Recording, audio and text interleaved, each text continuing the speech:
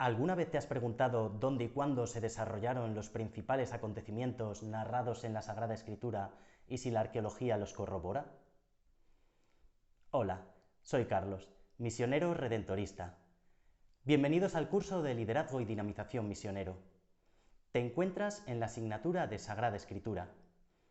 En este primer vídeo nos proponemos responder a todas estas cuestiones y trataremos sobre la geografía, la arqueología y la historia bíblicas.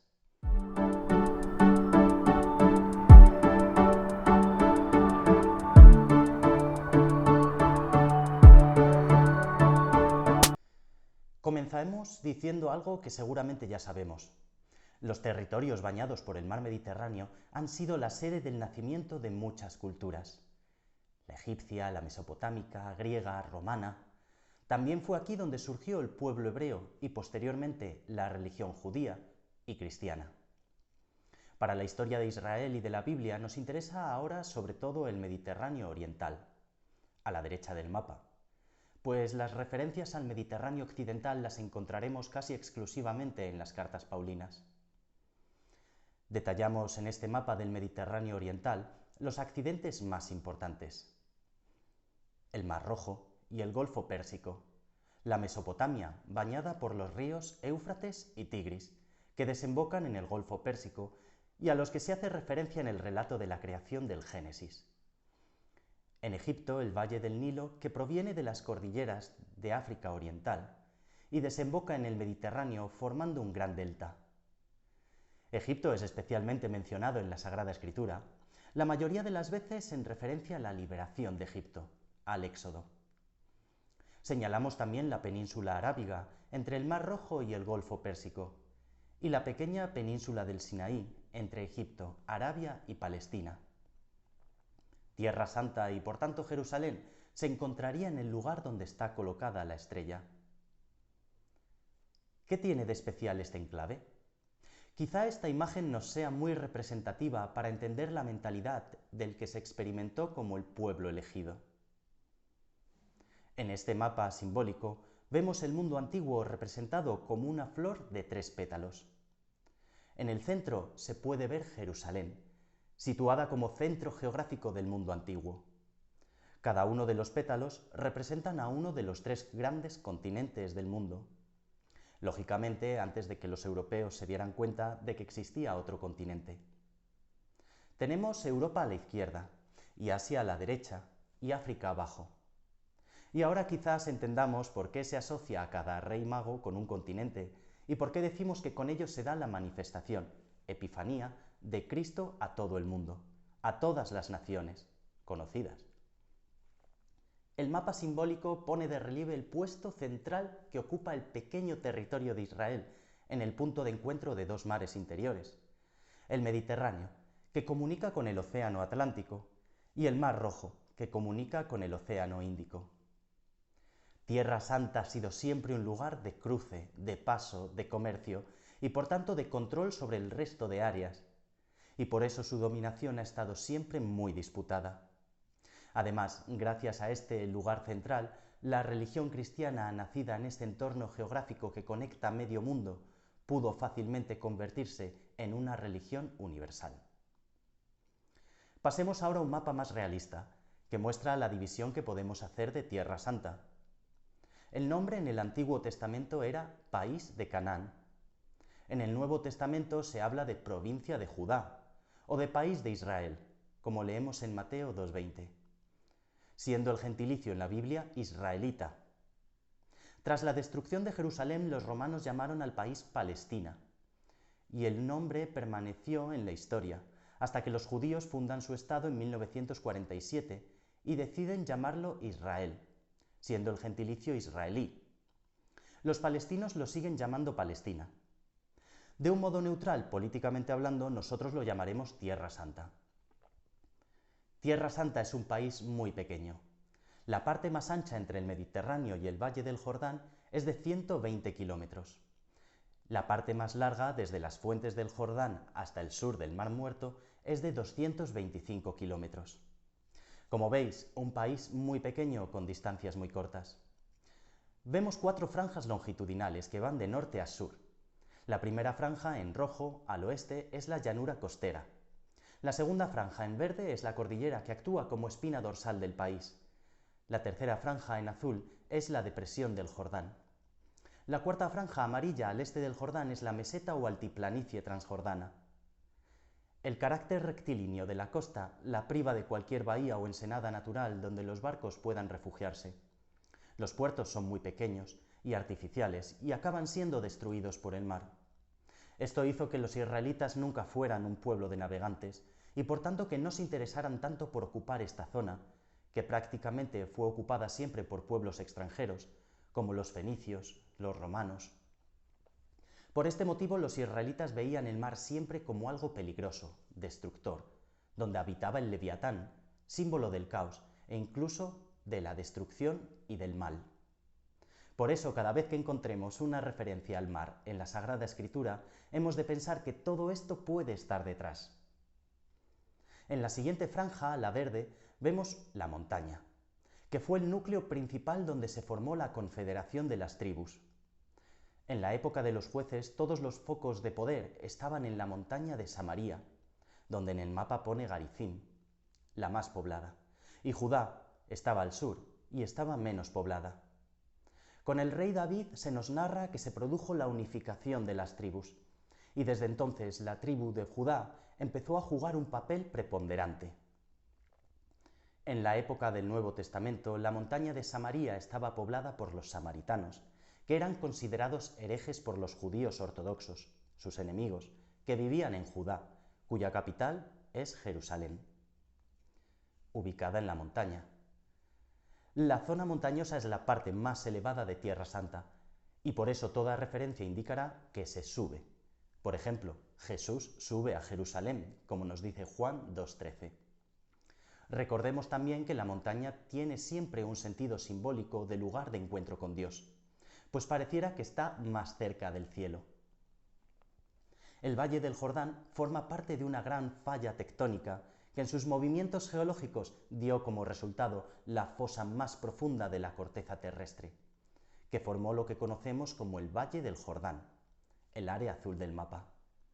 Por eso siempre dirá la Biblia que hacia el Jordán se baja, por ejemplo en 2 de Reyes 5:14. Por este valle transcurre el río del mismo nombre que atraviesa toda Tierra Santa y que une dos grandes lagos.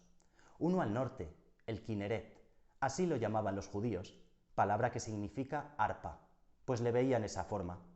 O como lo solemos conocer habitualmente, mar de Genesaret, así lo llaman Mateo y Marcos. Lucas es más modesto y lo llama lago de Genesaret, o mar de Tiberíades, como lo nombra Juan. También lo conocemos más comúnmente como Mar de Galilea. Y al sur, el segundo lago es el Mar Muerto. La cuarta franja, amarilla, es lo que se conoce como Transjordania, es decir, más allá del Jordán. Y allí tiene especial importancia en el libro de Josué y el reparto de las tierras entre las tribus. Ahora bien, una vez nos hemos situado geográficamente y hemos visto que conocer el lugar al que hace referencia la Biblia puede darnos claves para entender mejor el texto, pasemos ahora a ver qué tiene que decirnos la arqueología y sus descubrimientos en relación con ello. Comenzamos diciendo que no siempre se ha excavado Tierra Santa. Al ser un lugar tan disputado por el que han pasado tantas culturas, todos han terminado por construir encima de lo que ya había o por abandonarlo. Es a partir de la conquista de Egipto por Napoleón en 1798 que comienza una especie de interés por la arqueología en Medio de Oriente Antiguo. Pero no será hasta a partir de la década de 1960 que se comienza a excavar intensivamente Tierra Santa.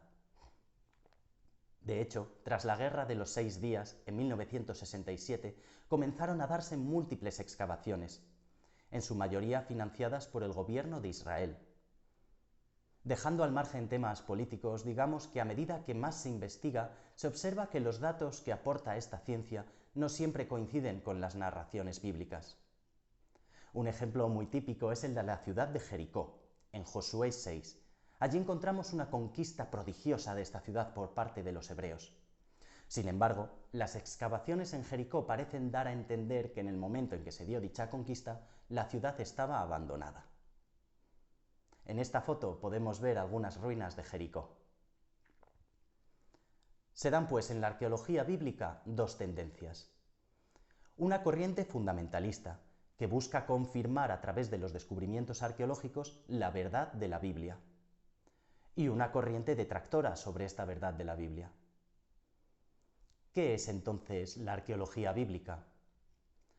La arqueología bíblica es una ciencia que ayuda a la Biblia y que no tiene como objetivo confirmar los datos que aparecen en la Escritura, aunque a veces pueda suceder esto, sino que la misión fundamental de la arqueología bíblica es descubrirnos las condiciones materiales y culturales en que se desarrollaba la vida del país a que se refiere el relato bíblico, lo que sin duda contribuye eficazmente a comprender las circunstancias de la narración e incluso a valorar el significado religioso que pueda tener.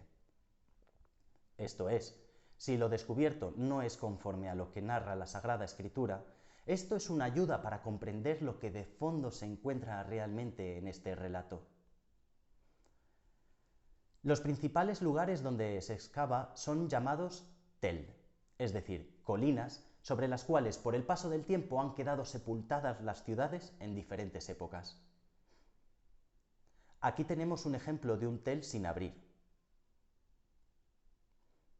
y uno abierto. Lo interesante es hacer un corte vertical que nos permita ver los diferentes estratos para de esta manera poder observar la evolución de esa ciudad.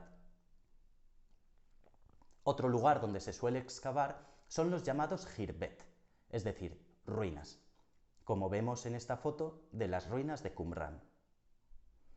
Tanto en uno como en otro es posible no solo encontrar estructuras de edificios, sino especialmente utensilios, cerámicas, piedras con inscripciones, llamadas óstraca, que nos dan una valiosa información de la época del estrato en que se encuentran, así como de las costumbres, las relaciones, las procedencias de los que allí vivían. Ahora bien, a la hora de hablar de la arqueología, hemos hecho referencia a que estos restos encontrados se ubican en diferentes épocas de la historia. ¿En qué épocas podemos situar las narraciones de los textos bíblicos? Consideramos el nacimiento del pueblo hebreo tal y como narra la Biblia en Génesis 12, con Abraham. Por los datos que nos ofrecen estas narraciones, los situamos en el periodo del Bronce, concretamente del Bronce Medio, es decir, en torno al 2200 al 1500 a.C. Por tanto, es a partir de entonces donde tenemos que comenzar a investigar la historia de la Sagrada Escritura. El Bronce Medio es el tiempo en que situamos a los patriarcas, Abraham, Isaac, Jacob, José, y es un periodo en el que se comienza a crear ciudades-estado. Es decir, la gente se empieza a agrupar en ciudades que se autorrigen y empiezan a abandonar el nomadismo, el vagar de un sitio a otro. Sin embargo, seguirá habiendo personas nómadas que no quieran adoptar este modo de vida y se dediquen a ser errantes. En este mapa podemos ver la distribución de Oriente. Durante esta época y los principales asentamientos, y allí podemos ver que en este contexto se mueven nuestros patriarcas. Y de ahí que siempre se les vea yendo de una ciudad a otra. Podemos ver Ur de los Caldeos a la derecha del mapa, lugar del que partió Abraham hasta Canaán, pasando por toda esa zona donde estaban produciéndose los asentamientos de los pueblos nómadas. En torno a 1500-1200 a.C. comienza lo que se llama el Bronce Reciente, o el final de la época del Bronce. Es una época de colapso. Llegan pueblos procedentes del mar y conquistan y arrasan las ciudades-estado. Se produce el hundimiento de la red comercial. Hay hambres, sequías, terremotos, hambrunas. El principal imperio, Egipto, se desmorona. Y aquí es donde situamos el Éxodo y a Moisés, así como la época de Josué y la marcha por el desierto hasta llegar a la tierra prometida, como podemos ver en esta foto. Respecto a la entrada en la tierra prometida, la Biblia nos cuenta una gesta épica de invasión y conquista. Puede ser una de las hipótesis. Otras serían la infiltración gradual por sedentarización, es decir, los nómadas hebreos van entrando poco a poco en la región y se van asentando en ella pacíficamente. Y otra es la revolución, es decir, llega un grupo procedente de Egipto a Canaán y la propia convivencia hace que se vayan imponiendo socialmente ellos. Todas las hipótesis son posibles e incluso pudieron haberse dado simultáneamente. La arqueología no confirma ni la conquista ni la revolución, pero sí da evidencia de un prolongado e intenso contacto de los hebreos con la cultura cananea. No obstante, las historias de Josué no pueden ser contrastadas, se tratarían más bien de sagas. Aún así, encontramos elementos en la Biblia donde puede haber compatibilidad. Uno de ellos es el Cántico de Débora, en Jueces 5, quizá el texto más antiguo de la Sagrada Escritura, en el que se asume la existencia de ciudades cananeas. Arqueológicamente tenemos la estela de Merneptah, erigida por el faraón Merneptah hacia el 1210 a.C., para conmemorar sus victorias contra los cananeos. Lo asombroso de ella es que se puede leer el nombre de Israel, por lo que evidencia su existencia en esta tierra de Canaán. Entramos pues en la época del Hierro I concretamente, entre el 1200 y 1000 a.C., en la que se sitúa el libro de los Jueces, que nos narra la ocupación ya realizada de la tierra de Canaán por parte de los israelitas y sus luchas con las poblaciones que ya habitaban en ella: amonitas, filisteos, jebuseos, cananeos, madianitas. Una época de mucha agitación política que acabará desembocando en la progresiva creación de reinos. Así, al final de esta época situamos toda la perícopa del rey Saúl y del profeta Samuel y sus desavenencias con el joven futuro rey David. Aquí podemos ver la distribución de las tribus de Israel, mientras que en esta otra imagen podemos ver los pueblos que rodeaban a los israelitas. Comienza el Hierro II, que es la época monárquica de la Biblia por excelencia. Podemos dividirlo en tres periodos: el Hierro IIa, IIb y IIc. El Hierro IIa, si bien hay controversias sobre este tema todavía no zanjadas, ahí situamos por lo general el momento en que la Biblia narra el periodo de la monarquía del rey David y Salomón, en torno al 1925 a.C. Momentos de gran esplendor para el pueblo de Israel, la época dorada, por así decirlo, y para el resto de imperios que volverán a ir resurgiendo poco a poco, como Asiria. Esta sería en morado la extensión del reino de David en su apogeo. Ahora bien, en el reino 2b y 2c vemos cómo este gran Reino Unido, si es que realmente llegó a verlo, aunque hablar de esto nos llevaría mucho tiempo, también colapsa y se divide en dos: el reino de Judá al sur, que mantendrá la dinastía de David ininterrumpidamente, y el reino de Israel al norte, que vivirá un cambio constante de dinastías. En la siguiente imagen podemos ver esta diferencia territorial. La Biblia dará razones teológicas siempre para esta división, y por lo general siempre desde la perspectiva del reino del sur, de tal manera que Judá se siente el pueblo que verdaderamente ha querido Dios. ¿Por qué? Como hemos dicho, mientras todo esto ocurría, otros reinos como el asirio comenzaron a hacerse fuertes, llegando a ser una potencia mundial. En su ánimo expansivo fueron avanzando hacia el oeste para, como no, controlar las principales rutas comerciales y un punto estratégico como es el nuestro.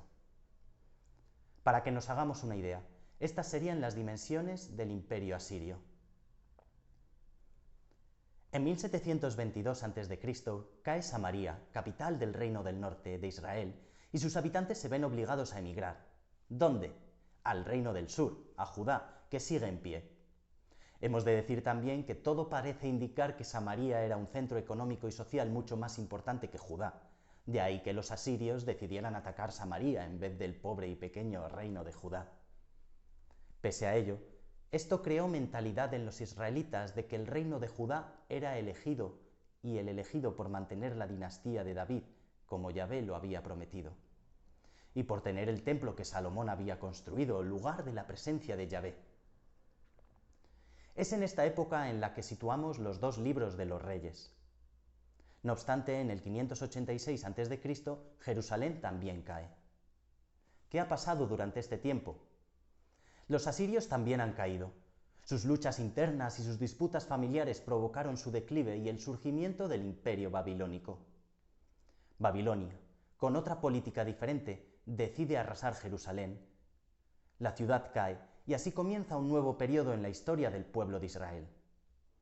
Termina la época del hierro y hablaremos entonces de la época del destierro, en la que los israelitas se ven obligados a vivir fuera de su país. Podemos ver perfectamente las dimensiones de este nuevo imperio babilónico y el proceso de destierro de Israel. Se destruye el templo y el pueblo entra en crisis identitaria y de fe.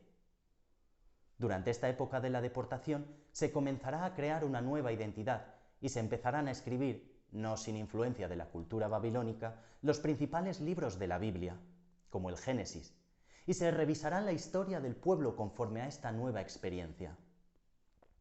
Ahora bien, el reino de Babilonia no dura mucho. Se alzará el reino persa en torno al 539 al 333 a.C., con el rey Ciro II el Grande, que mediante el edicto de Ciro permitirá a los deportados israelitas volver a su tierra y comenzar la reconstrucción de las ciudades. Vuelven a Jerusalén, y es a partir de este momento cuando podemos empezar a hablar no ya de israelitas, sino de judíos. De las 12 tribus, las únicas que permanecen son Judá, la mayor, y por tanto de la que toman el nombre, los levitas y también los benjaminitas. En esta época se sitúan los libros de Esdras y Nehemías, que abogan por una purificación del pueblo, una vivencia radical de la fe y una vuelta al período glorioso. Como contrapartida a esta nueva ideología nacional surgirán los libros de Jonás o Ruth, que abogan por una política más aperturista e integradora. Tras el imperio persa llegará Alejandro Magno y con él el tiempo del imperio griego, del 333 al 167 a.C., que dominó gran parte del Oriente Medio, imponiendo sus costumbres y su pensamiento, lo que se conoce como helenización, y que provocará que muchos judíos pasen a vivir en la diáspora, es decir, fuera de Judá, en las ciudades del imperio griego. Este imperio no se verá exento de problemas dinásticos, pero para los judíos se producirá un choque cultural y religioso muy fuerte, que provocará alzamientos y guerras. Estamos en las narraciones del libro de los Macabeos, que pretenden una liberación del pueblo con respecto a los griegos. Recordemos que desde que fueron desterrados los israelitas no habían vuelto a ser libres ni autogobernarse, sino que habían estado siempre a merced de los grandes imperios. Los Macabeos no conseguirán su objetivo, principalmente porque el imperio romano, de entre el 63 a.C. al 70 después de Cristo, aprovechando la debilitación del imperio griego que se había minado y dividido, toma la región. Pompeyo toma la ciudad de Jerusalén en el 63 a.C. y los judíos vuelven a verse sometidos ante otra potencia extranjera. No hay libro en la Biblia que narre todos estos acontecimientos, si bien es verdad que ya el Nuevo Testamento comienza con esta situación de dominación romana de Palestina. Recordemos que es el nombre que le dieron los romanos, que también se verá dividida tras la muerte de Herodes el Grande, el rey de Palestina. Durante la época de Jesús de Nazaret encontramos la referencia a este Herodes el Grande en los relatos de la infancia. Este rey reinó durante el 37 a.C. y el 4 a.C. Por tanto, vemos que Jesús nació antes de lo que pensamos. En algún momento debió haber un error de cálculos. Cuando muere Herodes el Grande, el emperador Augusto dividió la región de Palestina entre los sucesores de Herodes. Herodes Arquelao, en rojo, para Judea y Samaria. Herodes Antipas, en morado, fue nombrado tetrarca de Galilea y de Perea. Y Herodes Filipo, en marrón, fue nombrado tetrarca de Batanea, Gaulanítide, Traconítide y Auranítide. Finalmente, Judea y Samaria quedarían ya no en manos del sucesor de Herodes, sino de procuradores puestos por Roma, que no tenían ningún poder más que el de representar al imperio en esta región y velar por el orden. Uno de ellos será Poncio Pilato, entre el 27 y el 36 después de Cristo. El resto de los nombres los encontramos en los diferentes relatos del Nuevo Testamento. Los relatos del Nuevo Testamento, más allá de los hechos narrados en los Evangelios, se siguen situando en el Imperio Romano, bajo el poder de los emperadores, que persiguieron a los cristianos y en el año 70 después de Cristo destruyeron Jerusalén, acabando con las revueltas de los judíos y produjo una paulatina evangelización por las ciudades del imperio. En este momento situamos las cartas paulinas, el resto de las cartas del Nuevo Testamento y el Apocalipsis. Los años posteriores a la década de los 70 fueron también de gran y rápida producción literaria de la Sagrada Escritura, pero de eso ya hablaremos. Como veis, conocer la geografía y la arqueología y la historia, aunque sea de un modo sucinto, nos ayuda a comprender mucho mejor el contexto y la mentalidad que se encuentra detrás de los textos de la Sagrada Escritura, y nos ayudan a leerlos bajo otra perspectiva y a entenderlos más profundamente.